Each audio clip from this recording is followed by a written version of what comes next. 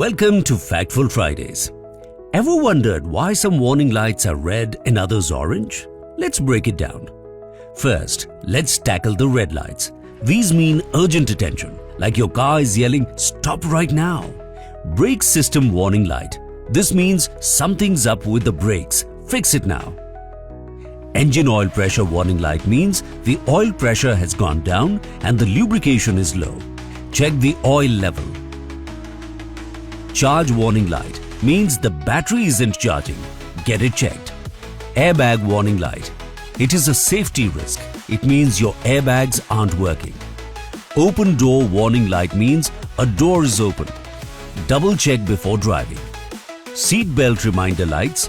Driver, passenger or rear, it's a reminder to buckle up for safety.